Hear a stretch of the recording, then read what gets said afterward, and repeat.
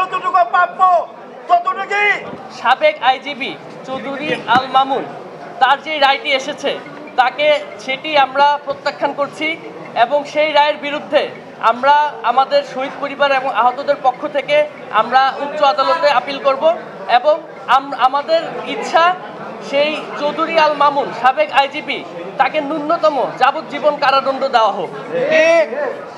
আমাদের শুধুমাত্র রায় দিয়ে বসে থাকলেই হবে না, আমাদেরকে এই প্রসেসটি দেখাতে হবে কিভাবে সেই খুনি হাসিনা এবং খুনি সাবেক স্বরাষ্ট্রমন্ত্রীকে দেশে এনে ফাঁসিতে ঝুলানো হবে। মোহাম্মদ সালমান হোসেন 19 জুলাই ব্র্যাক ইউনিভার্সিটির সামনে বাড্ডায় গুলিবিদ্ধ হয়।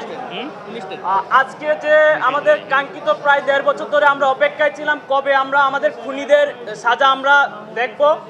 আজকে আদালত রায় প্রদান করেছে, সেখানে যে 3 জনের নামে রায় প্রদান করা হয়েছে তার মধ্যে 2 জনকে মৃত্যুদণ্ড এবং একজনকে 5 বছরের জেল প্রদান করা হয়েছে। যাকে 5 বছরের জেল প্রদান করা হয়েছে তিনি হচ্ছেন এই তিনটা মামলার সে রাজ সাক্ষী, তার কারণে তাকে 5 বছরের জেল দিয়েছে। আমরা এই আমাদের শহীদ পরিবার এবং আহতদের পক্ষ থেকে আমরা এই প্রহসনমূলক বিচারকে উপেক্ষা করলাম। আমরা আবার হাইকোর্টে আপিল করব। আমরা অন্ততপক্ষে তার যাবজ্জীবন আমরা আহত এবং শহীদ পরিবারের পক্ষ থেকে আমরা আবার নিবেদন করব। দ্রুত সময়ের মধ্যে যে 2 জনকে মৃত্যুদণ্ড প্রদান করা হয়েছে ইতিমধ্যে তাদেরকে দেশে কিভাবে কোন প্রসেসে আনবে সেটার জন্য কি প্রসেস করতে হয় সেটাকে রাষ্ট্রকে এবং কিভাবে ইন্টারন্যাশনালি সেটাকে প্রেসার ক্রিয়েট করে তাদেরকে দেশে ফিরে এনে এই মৃত্যুকে কার্যকর করানো যায়, আমরা কিভাবে শহীদদের আত্মাকে শান্তি দিতে পারবো সেটার জন্য আমরা আবার আপিল করব।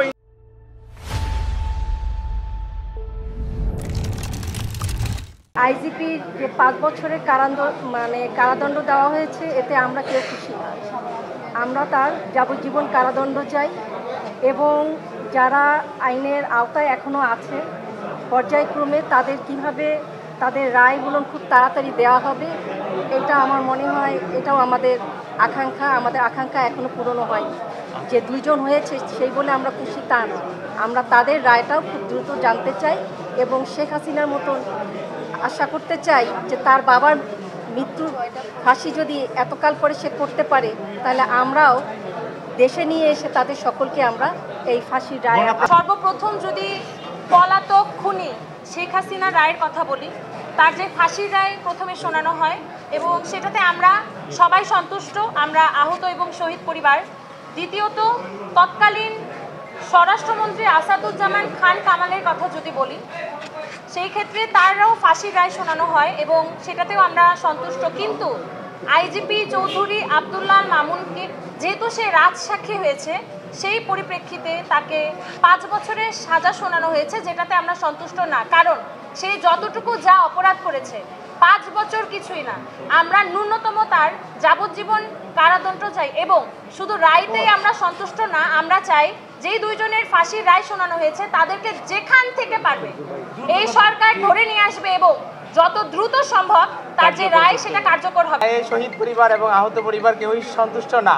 আমরা সরকারের কাছে এবং আদালতের কাছে আবেদন জানাবো যেন তার এই রায়টা পুনর্বিবেচনা করে তাকে যাবজ্জীবন দেওয়া হয় এবং কি সরকারের কাছে আরেকটা আবেদন জানাবো যেন বন্দি বিনিময় চুক্তি হোক। শেখ হাসিনা এবং স্বরাষ্ট্রমন্ত্রী আসাদুজ্জামান খান কামালকে এই দেশে আনা তাদের ফাঁসি কার্যকর করার জন্য আমি সরকারের প্রতি আহ্বান জানাচ্ছি যত দ্রুত সম্ভব তাদেরকে ফাঁসি কার্যকর করার জন্য এবং আইজিপি চৌধুরী আব্দুল্লাহ মামুনের যে মাত্র 5 বছর রায় দেওয়া হয়েছে, আমি এই রায়কে আমরা শহীদদের পরিবারের পক্ষ থেকে গ্রহণ করি না। আমরা শহীদদের পরিবারের পক্ষ থেকে চৌধুরী আব্দুল্লাহ মামুনের কমপক্ষে যাবজ্জীবন আমরা শাস্তি আশা করছিলাম।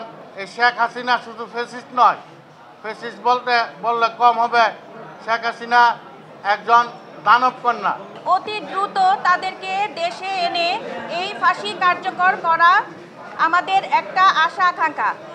আমরা চাচ্ছি যত দ্রুত তাদেরকে দেশে এনে এই ফাঁসি কার্যকর করা হোক এবং এত ম্যাসাকার হয়েছে যেখানে চৌধুরী আব্দুল আল মামুন তার নির্দেশে অনেক আমাদের সন্তানগুলাকে পাখির মতো গুলি করে হত্যা করা হয়েছে, সেখানে তাকে মাত্র 5 বছর সাজা দেওয়া হয়েছে। আমরা এই সাজা মানি না। আমরা এই সাজা শহীদ পরিবার এবং আহতরা গ্রহণ করছি না। আমরা চাই তাকে সরকারের নিকট আমাদের বিনীত অনুরোধ, তাকে আবার বিবেচনা করে তাকে যাবজ্জীবন মানে অন্ততপক্ষে তাকে যাবজ্জীবন কারাদণ্ড দেওয়ার জন্য